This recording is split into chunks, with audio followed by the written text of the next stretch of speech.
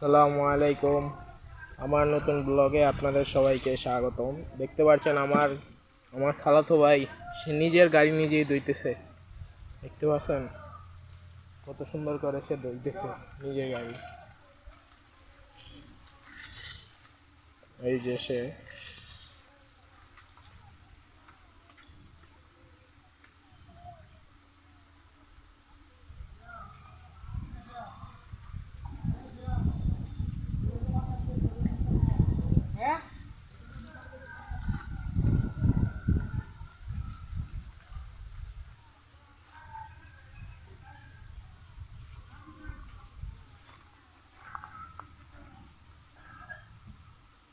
এই যে আমার একটা মামাতো ভাই সাথে আছে,